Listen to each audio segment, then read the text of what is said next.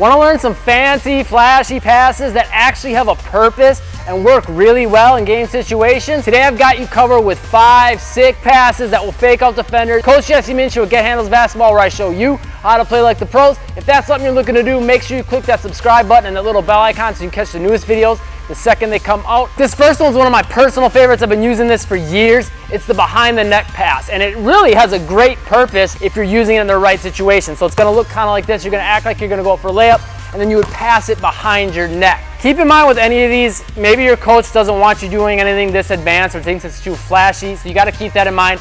But also keep in mind, in order for it to be effective and work, you gotta practice them and get them down, right? So repping them out using a wall or just pretending to do it like you're in a game situation is a great way to get them down. What you're gonna do with this is come into like a layup, 1-2 step, or you could even do it on the move while you're running to get an unexpected pass behind your neck. But the way I really like doing it is the fake layup, 1-2, and as I'm coming up for this layup, when I have the basketball here, 9 times out of 10, my defender's thinking, okay, he's gonna go for the layup, so they're gonna come here, and that makes this behind the neck pass really easy as long as you got an open teammate. The only thing you'll wanna pay attention to is that you bring the ball back just a little bit behind your head. So normally with your layup, it'd be slightly in front or to the side of your head. You're just gonna rotate it back a little bit, flick the wrist a little bit, and maybe put a little bit of elbow movement into it. But really, you don't have to put much on it.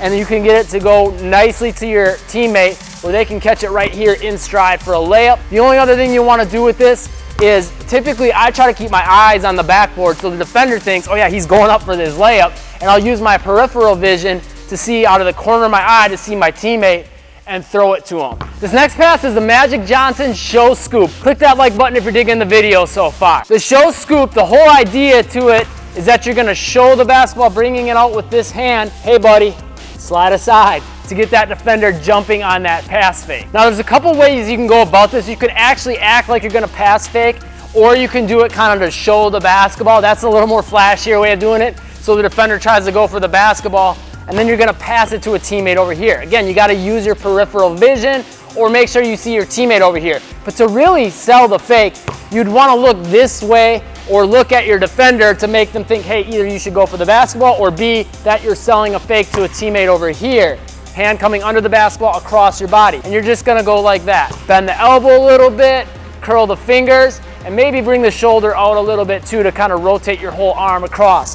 And then add that little flick on. That's pretty much it. The boomerang flick, I've got a lot of guys with this on the fast break. So this is kind of like a modified version of an actual street ball move. The idea is to have that kind of same flick of the wrist on it to get the basketball to seem like it's coming one way, and then at the last second use that wrist flick to have the basketball come another way. The way you would normally do the boomerang, you just kind of flick it and the ball kind of just floats in air. To do the boomerang flick, you want to really make sure that you're directing it more so it can come quickly in another direction to a teammate, not that it's just floating in air. Your hand's gonna come from the outside of the basketball. You're gonna act like you're gonna pass either to a teammate right in front of you or to the opposite side of the hand that has the basketball. As you're getting the basketball to that side, you want your hand to rotate over the basketball like in an inside-out dribble motion. So coming from here over the top. That's how your inside-out would be. But with this, when your hand gets to about this position here, you wanna make sure you're flicking that wrist, curling the fingers to help direct the basketball where you want it to go, and then also push the elbow out just a little bit.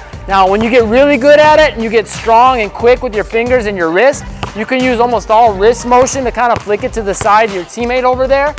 And especially if you know they're gonna end up close to you, you don't have to flick it so far. But if you wanna get a little extra power, bring that shoulder joint into it a little bit more, or maybe start extending the elbow at the very last second out. So it seems like you're coming straight forward and then boom, kind of extending that elbow across this way so you can help direct it a little bit further and get a little more power. Now, some coaches might think this is a little too flashy, so there's a slightly more acceptable and easier variation, and it's to just do that with 2 hands, okay? That way you can extend with both arms, use both wrists to flick the basketball, and also add a little bit of shoulder movement if you need to get it even further. This next one's pretty easy to get down. James Harden's actually been using this to kill defenders this year. It's the between the legs bounce pass. It'll almost be like a between the legs dribble. The thing that's gonna make it work really well though is defenders aren't gonna see it coming nearly as easily, right? If you're gonna pass to a teammate, usually you're gonna set up with the ball out here, you know, in a position where it's pretty obvious that you're gonna pass. By doing it this way, it just seems like you're dribbling between the legs, and by the time it gets to your teammate, it's too late for the defense to react. Obviously, make sure there's the gap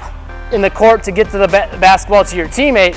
And besides that, just try to line up the middle of your legs with where the teammate's gonna be and just push the ball directly through. So it's all in a nice straight line. That's pretty much all there is to it. Add a little bit of extra power also to push the basketball more sideways than you typically would between the legs, because usually you're between the legs, the ball's gonna come up more here, right? So you have to bring your arm and push it a little further that way by swinging your arm between your legs a little bit more.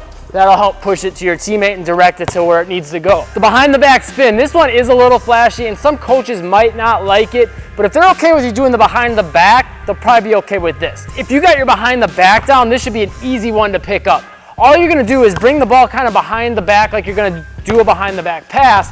The only difference is you're gonna turn your body with it. Think about it like a behind the back motion, you're just turning your body. Now there's a lot of situations you can use this though where it'll kind of give you an advantage over the regular behind the back. The first would be is like if there's a teammate that's open maybe in the paint really far away or on the other side of the court really far away and your defender's on you real tight and you don't got the room to go into a regular pass, but you don't have the power to get the basketball there with a regular behind the back. By turning your hips, that allows you to put more of your full body motion into it so you can get more power to get the pass there. Keep in mind though, since you're spinning, it might feel harder to direct the basketball accurately to where you want it to go. That's why I highly recommend you think about this as being a behind the back. Think about getting your hand there first to direct it to where your teammate's gonna be, and then at the last second turning your hips in to get that last little burst of power into the pass. The other situation this might be good though is if you're going up for a layup and you're in the air and you got a defender coming up on you. Maybe you don't feel like you're in a position to go into a regular behind the back because your body's kind of turned here because you're trying to protect the basketball from the defender.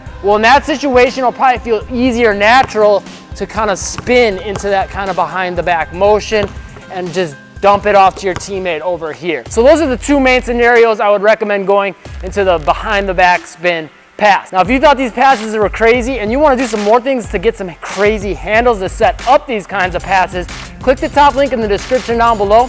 That's a 100% free workout called the Defender Destroyer workout. That's already helped thousands of players. I'm sure it'll help you too.